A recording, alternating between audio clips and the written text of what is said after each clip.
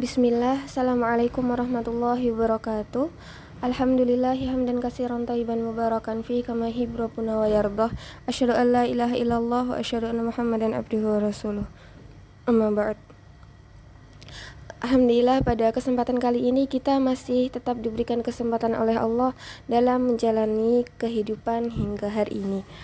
Sebelumnya saya ingin minta maaf terlebih dahulu karena pada pekan lalu saya belum bisa memberikan video tentang materi yang akan saya sampaikan dengan tepat waktu karena ada beberapa hal.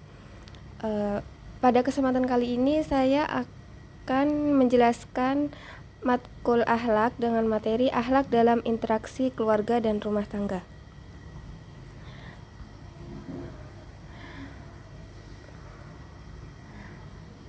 Dalam kehidupan manusia, kedudukan akhlak itu merupakan sesuatu yang sangat penting dan sangat perlu diperhatikan, karena manusia dalam menjalani kehidupannya tidak akan mungkin bisa hidup tanpa bantuan orang lain atau hidup secara individu. Oleh karena itu, dengan akhlak, seseorang dapat menjalin hubungan baik dengan manusia lainnya, yang mana hal itu akan berdampak baik untuk kehidupan sosialnya maupun kehidupan di akhiratnya. Manusia itu pada dasarnya sudah diciptakan dan ditakdirkan hidup membentuk sebuah masyarakat untuk menjalani kehidupannya. Oleh karena itu, untuk merealisasikan hal tersebut, diperlukan akhlak yang baik sesuai yang telah diajarkan oleh agama, agar manusia dapat berinteraksi satu sama lain dengan baik dan dapat tercipta masyarakat yang harmonis.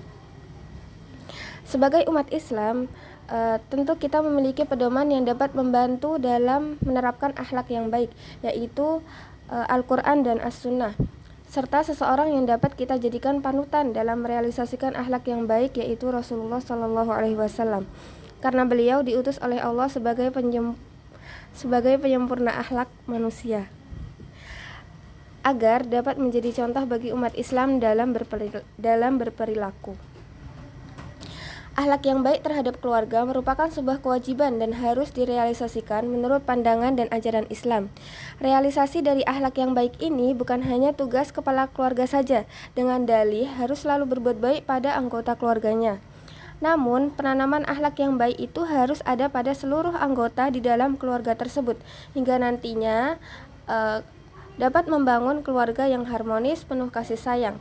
Karena dalam kehidupan sehari-hari telah menerapkan nilai akhlak yang baik, sehingga rahmat Allah akan turun kepada keluarga tersebut. Kita masuk ke dalam pembahasan konsep akhlak di dalam Islam. Sebelumnya kita harus mengetahui dulu apa arti akhlak secara umum. Sebenarnya sudah dijelaskan dari materi-materi yang terlebih dahulu apa itu akhlak secara umum dan secara istilah, tapi ini saya ulang sedikit. Asal kata dari akhlak adalah khulukun, yang artinya tingkah laku atau perangai, yang mana hal itu lahir di bawah ketidaksadaran pelakunya. Akhlak merupakan sesuatu yang sudah tertanam di dalam jiwa dan dapat menimbulkan sebuah perbuatan tanpa adanya pemikiran terlebih dahulu. Akhlak dapat tercipta melalui kebiasaan sehari-hari.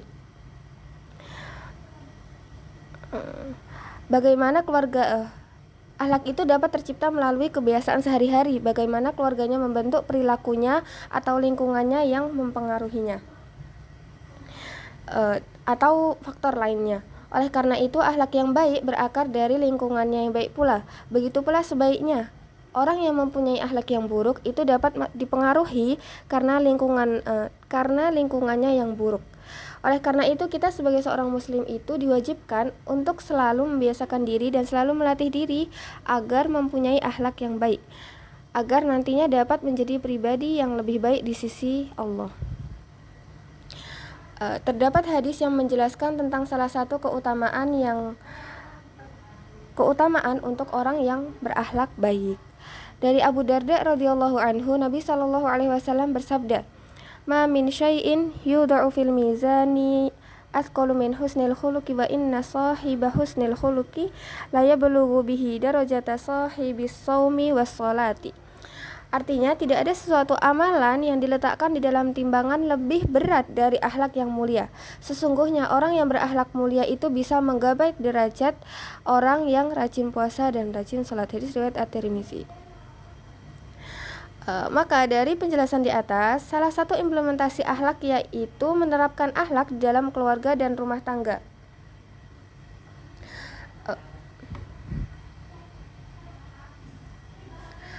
Mengapa demikian? Karena keluarga merupakan tempat pertama bagi seseorang untuk membangun etika di dalam dirinya. Pengaruh terbesar yang mempengaruhi seseorang dalam berperilaku sehari-harinya itu ya keluarganya itu. Oleh karena itu, apabila ingin membangun atau membiasakan akhlak yang baik itu diperlukan lingkungan yang dapat mendukung hal tersebut, terutama keluarga yang baik itu. Penerapan akhlak terhadap keluarga telah diatur dan diajarkan di dalam Islam, yaitu hubungan antara suami istri, hubungan antara orang tua dan anak, hak dan kewajiban seseorang sesuai statusnya di dalam rumah tersebut. Orang tua memiliki peran yang sangat penting dalam penerapan akhlak di dalam keluarga, karena Allah telah berfirman, a'udzubillahi minasyaitonirrajim, ya ayyuhalladzina amanu qu anfusakum wa ahlikum nara ila akhir. Hai orang-orang yang beriman, peliharalah dirimu dan keluargamu dari api neraka yang bahan bakarnya adalah manusia dan batu. Ayat di atas menunjukkan keharusan bagi kepala keluarga untuk senantiasa membimbing keluarganya ke jalan yang benar dengan dukungan istri agar rumah tangga yang dibangunnya itu dapat terhindar dari api neraka. Pastinya semuanya tidak mau ya jika keluarganya itu celaka semua. Maka salah satu cara yang bisa mencegah hal tersebut itu yaitu mendidik keluarganya ke jalan yang benar, sehingga nantinya akan tercipta lingkungan keluarga yang baik pula, dan anak-anak yang tumbuh dengan lingkungan keluarga yang seperti itu akan mempunyai motivasi dan teladan yang baik dalam membangun karakter dan akhlak yang mulia. Oke, lanjut. Akhlak kepada keluarga ini terbagi menjadi 4. Akhlak terhadap orang tua, akhlak terhadap pasangan, akhlak terhadap anak, dan terakhir akhlak terhadap saudara. Ini yang dimaksud saudara kandung ya, karena kan di keluarga inti itu kan ada saudara kandung. Yang pertama, ada akhlak terhadap orang tua. Di dalam Islam, birrul walidain menduduki peran penting dan mempunyai kedudukan yang sangat istimewa. Birrul walidain merupakan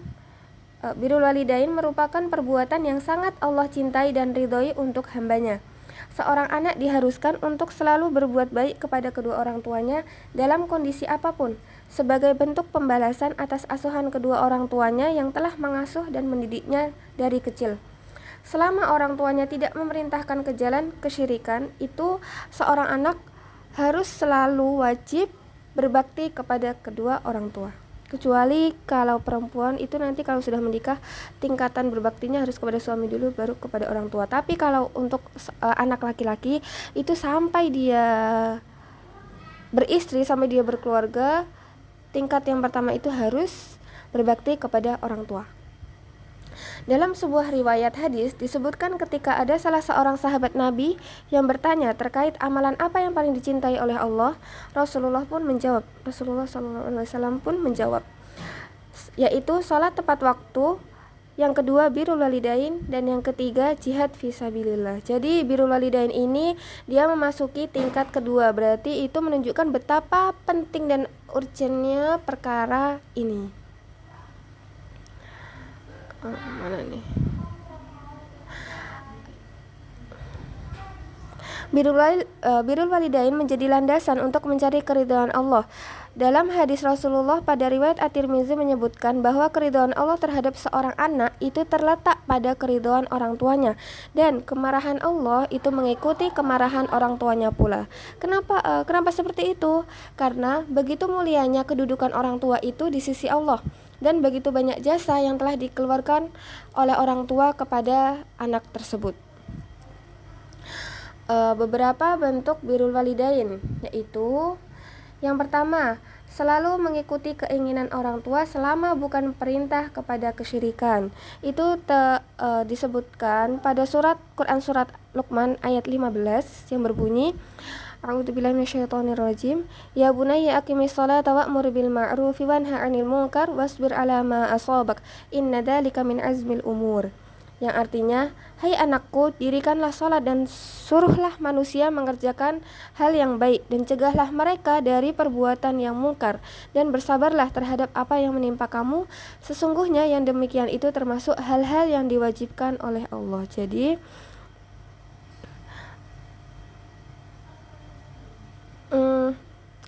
mengikuti keinginan orang tua itu hal yang wajib selama itu tidak terjerumus kepada kesyirikan.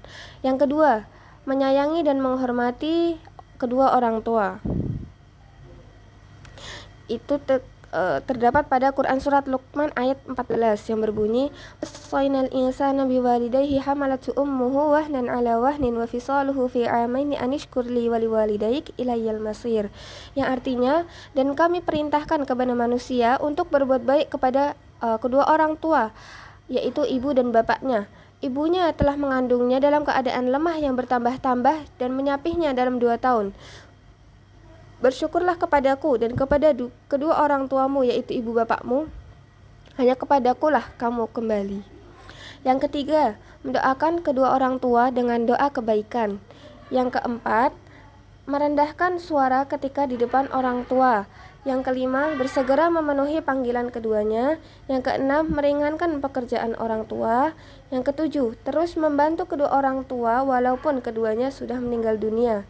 Dengan cara, yang pertama, kalau orang tua sudah meninggal, kita tetap bisa berbuat baik kepada kedua orang tua. Caranya yang pertama, mendoakan kebaikan, selalu mendoakan kebaikan di sela-sela kita sholat, ya, ataupun doa di lain waktu, ya, nggak harus sholat.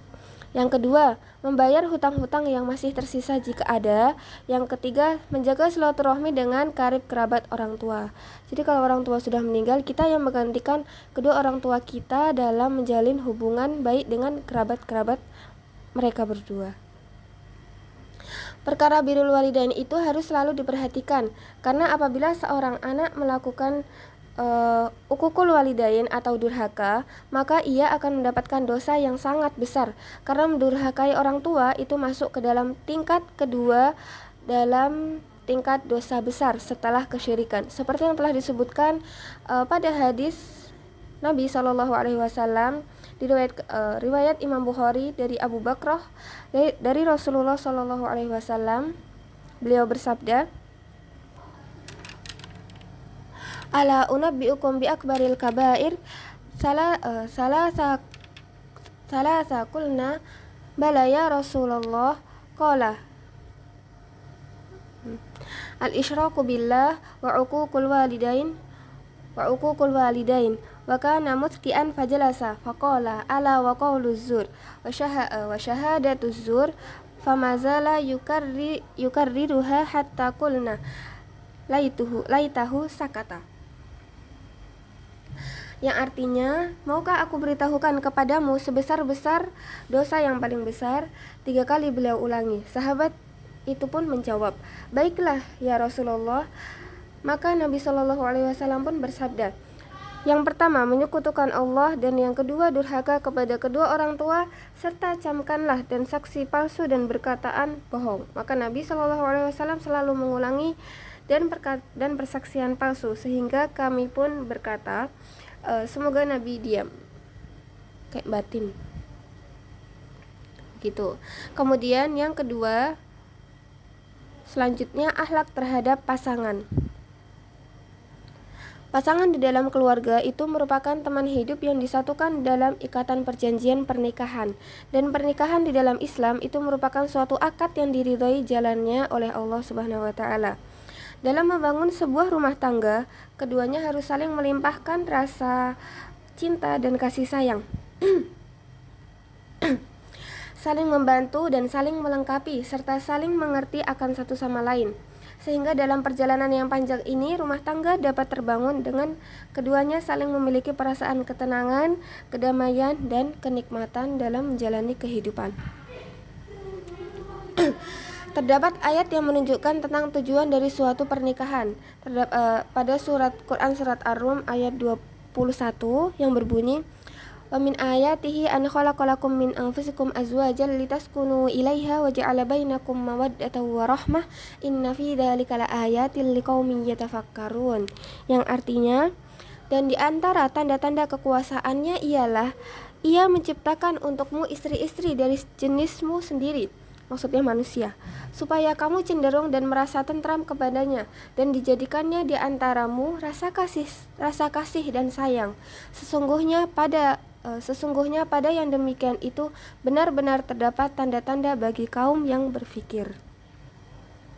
Dari ayat ini kita dapat menyimpulkan bahwa salah satu tujuan dari adanya suatu pernikahan itu untuk menciptakan keluarga yang sakinah, mawaddah, warahmah. Itu tentu saja seperti itu. Di dalam suatu pernikahan itu haruslah ada hubungan kerjasama antara suami istri, bukan seperti hubungan kekuasaan yang mana si suami itu harus selalu lebih berkuasa dari yang lain, atau si istri itu harus selalu berkuasa di atas suaminya gitu. Kan ada fenomena-fenomena yang sekarang ya, yang suami takut istri atau si suaminya selalu mendominasi di dalam keluarga itu gitu. Kemudian beberapa kewajiban seorang suami kepada istrinya. Yang pertama, bersikap kasih sayang dan lembut terhadap istri. Yang kedua, memperlakukan istri dan anak dengan sebaik-baik perlakuan. Yang ketiga, mampu menangani keadaan sulit ketika berhadapan dengan istrinya, tidak mudah marah atau emosi dalam menghadapi permasalahan di dalam rumah tangga. Yang keempat, sering mengajak istrinya untuk bercanda agar suasana rumah itu tidak terlalu kaku dan dapat menciptakan suasana rumah yang nyaman. Tapi ini hanya beberapa poin saja, masih banyak sekali akhlak kewajiban seorang suami itu kepada istrinya. Kayak bagaimana seharusnya seorang suami itu bersikap kepada istri itu masih banyak sekali, tapi yang saya cantumkan itu hanya beberapa saja. Kemudian ada beberapa kewajiban seorang istri kepada suaminya. Yang pertama, berbakti kepada suaminya. Itu hal yang pertama kali yang harus wajib dilakukan seorang istri kepada suaminya. Yang kedua, bijak dalam membelanjakan harta yang diberikan oleh suaminya, yang mana harta tersebut diberikan untuk tujuan mencukupi kehidupan suami dan anak-anaknya. Maksudnya itu uang belanja gitu. Jadi uang belanja tidak malah dipakai buat uang skincare atau uang buat beli kebutuhannya sendirilah gitu. Tapi dia tidak membelanjakannya untuk belanja kebutuhan sehari-hari di rumah. Yang ketiga, ikut andil dalam mendidik anak, karena istri merupakan guru pertama yang seharusnya menjadi teladan pertama dalam kehidupan anak tersebut. Oleh karena itu, istri atau seorang ibu itu harusnya memberikan pendidikan yang baik kepada anaknya. Yang keempat, harus selalu menjaga aib suaminya, karena pada dasarnya apabila sudah menikah, aib seorang suami itu juga merupakan aib untuk dirinya sendiri. Yang kelima, selalu meminta izin kepada suaminya apabila ada keperluan untuk keluar rumah dalam urusan apapun. Ini sama dengan kewajiban suami kepada istrinya tadi. Ini hanya beberapa poin saja kewajiban istri kepada suami ya. Masih banyak poin-poin yang lain. Jadi kalau ada teman-teman yang ingin menambahkan itu nanti boleh di grup ya. Tapi yang saya sebutkan hanya 5 poin saja. Kemudian selanjutnya, akhlak terhadap pasangan.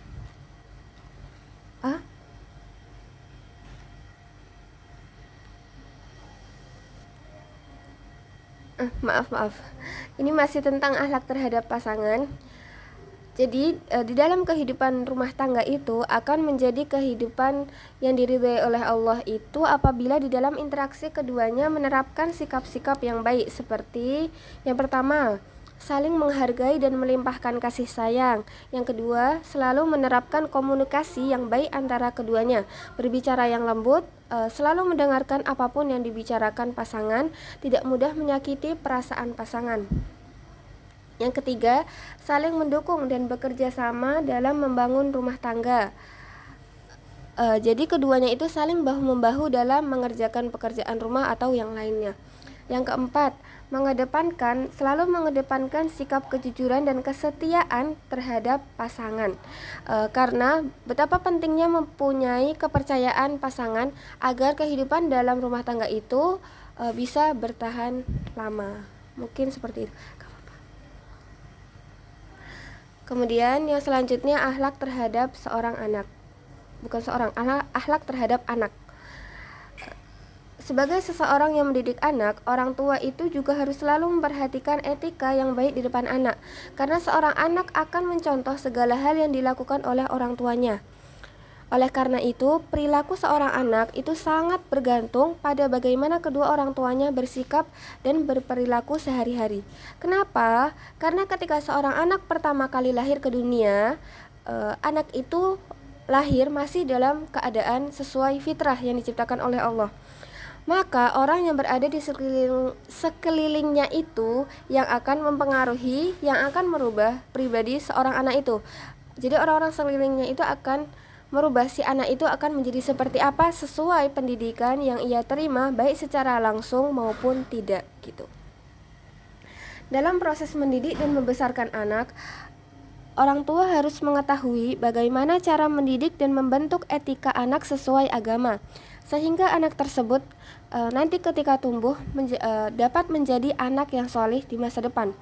Orang tua memiliki tanggung jawab yang besar atas anak-anaknya.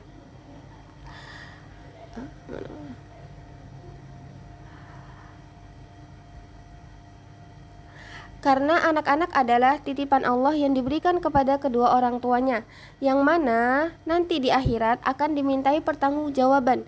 Oleh karena itu, orang tua wajib untuk mendidik, membesarkan, merawat, dan memelihara anaknya dengan penuh tanggung jawab dan kasih sayang, agar kelak ketika mereka sudah beranjak dewasa, mereka dapat menjadi penolong kedua orang tuanya, baik di dunia maupun di akhirat. Di dunia itu dalam bentuk ketika nanti orang tuanya sudah lanjut usia, kalau kedua orang tuanya itu di masa kecilnya itu merawatnya dengan baik dan dengan penuh kasih sayang, itu nantinya bisa jadi seorang anak itu akan membalas kebaikan orang tua tersebut dengan menjaga orang tuanya di masa senjanya gitu. Beberapa hal lain yang harus diperhatikan orang tua dalam mendidik anak yaitu selalu mengedepankan rasa adil dalam memperlakukan anak-anak. Ini juga penting. Anak-anak baik laki-laki maupun perempuan ya, kecuali dalam hal tertentu dan mendesak. Karena kalau orang tua itu tidak mengedepankan rasa keadilan untuk antara anak-anaknya itu, maka di antara anak-anak tersebut bisa jadi akan menimbulkan pertikaian di antara anak, seperti yang terjadi pada kisah Nabi Yusuf yang telah disebutkan dalam Quran surat Yusuf. Di dalam mendidik anak, salah satu tujuannya itu untuk membentuk akhlak yang baik dalam diri anak.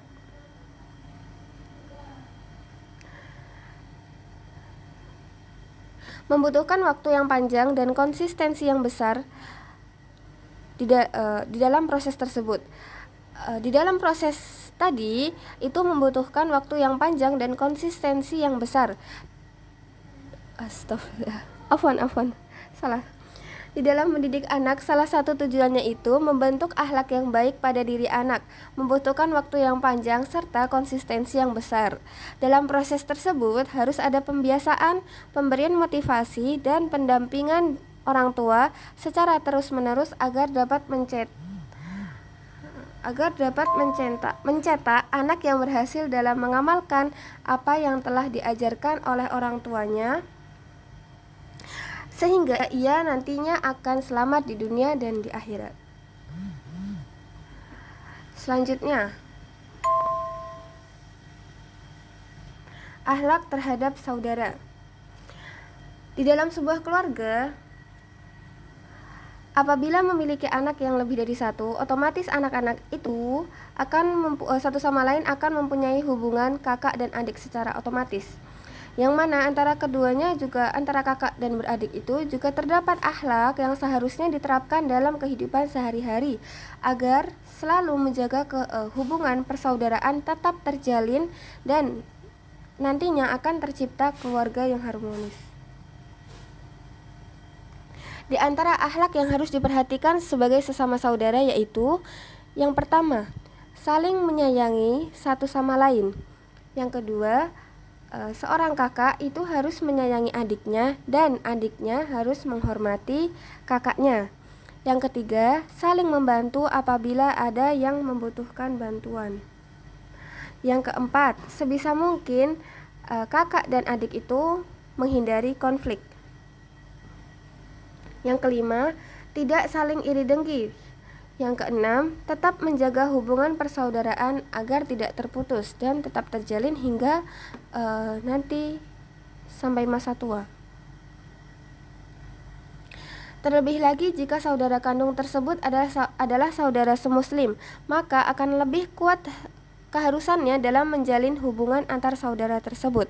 Karena Rasulullah SAW pernah bersabda, tidak beriman seorang dari kalian hingga dia mencintai saudaranya seperti dia mencintai dirinya sendiri. Hadis riwayat Bukhari dan Muslim. Dalam hadis ini masuk juga dalam kategori mencintai saudara kandung. Haram hukumnya bagi seorang muslim untuk saling bermusuhan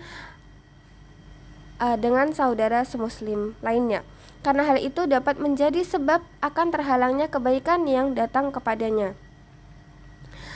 Karena dalam hadis Rasulullah pada Sahih Muslim dari Abu Hurairah radhiyallahu anhu, Rasulullah bersabda, pintu-pintu surga dibuka pada hari Senin dan Kamis, maka akan diampuni semua hamba yang tidak menyekutukan Allah dengan sesuatu pun, kecuali 2 orang laki-laki yang terdapat permusuhan antara dia dengan saudaranya. Maka dikatakan, tangguhkan oleh kalian kedua orang ini sampai keduanya berdamai. Tangguhkan oleh kalian kedua orang ini sampai keduanya berdamai. Tangguhkan oleh kalian kedua orang ini sampai keduanya berdamai, hingga diulangi. Selanjutnya, sebab keluarga itu dapat menjadi keluarga yang harmonis.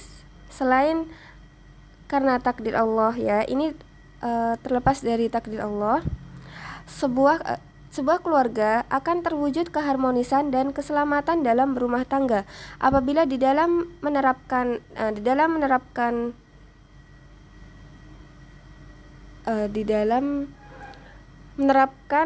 hidup kehidupan rumah tangga itu menerapkan sikap yang positif antara satu sama lain, yaitu yang pertama, tanggung jawab seorang kepala keluarga atau ayah. Karena di dalam rumah tangga, seorang kepala keluarga itu diwajibkan untuk memimpin keluarganya dengan baik. Karena Rasulullah telah bersabda, setiap dari kalian adalah pemimpin, dan setiap kalian akan dimintai pertanggungjawaban atas kepemimpinannya. Hadis riwayat Bukhari dan Muslim. Yang kedua, selalu memberikan kasih sayang antar anggota keluarga. Kasih sayang merupakan kunci dalam membangun rumah tangga agar rumah tangga tetap sehat dan terjalin secara harmonis. Yang ketiga, kerjasama. Kerjasama merupakan salah satu langkah untuk mempererat tali kekeluargaan, dapat melatih akhlak baik pada anak agar ketika di luar rumah ia nantinya dapat menjalin kerjasama dengan orang lain dengan baik. Jadi ada 3 poin yang saya simpulkan yang menjadi sebab keluarga harmonis. Sebenarnya masih sama ya kayak yang tadi, poin-poin yang tadi, masih banyak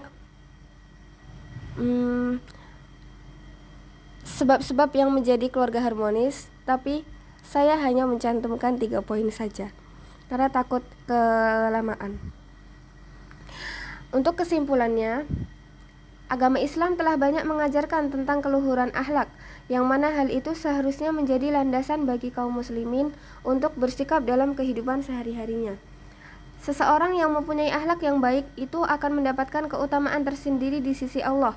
Di sisi lain juga dapat mempermudah baginya untuk menjalani kehidupan, karena ia nantinya akan mendapatkan cinta dari orang lain. Pembentukan akhlak yang baik yang paling mendasar adalah di lingkungan keluarga, baik akhlak seorang suami kepada istrinya maupun sebaliknya, istri kepada suaminya, atau orang tua ke anaknya maupun sebaliknya, anak kepada orang tuanya, atau akhlak antar saudara. Semua itu sudah diajarkan di dalam Islam. Kita sebagai seorang muslim sudah mempunyai tugas masing-masing sesuai perannya di dalam menciptakan keluarga yang harmonis dengan cara menerapkan akhlak yang baik. Apabila sebuah keluarga dibangun di atas syariat Islam, memperhatikan etika dan moralnya, maka insya Allah rumah tangga yang dibangun itu akan selamat dunia dan akhirat. Oke, baik, cukup sekian yang dapat saya sampaikan. Apabila ada yang ingin bertanya, silahkan nanti bisa disampaikan di grup. Nanti kita diskusikan sama-sama. Baik, saya cukupkan sampai di sini. Apabila ada kurangnya itu hanya dari saya. Apabila ada lebihnya itu hanya dari Allah Subhanahu wa taala. Mohon maaf apabila banyak kurangnya. Assalamualaikum warahmatullahi wabarakatuh.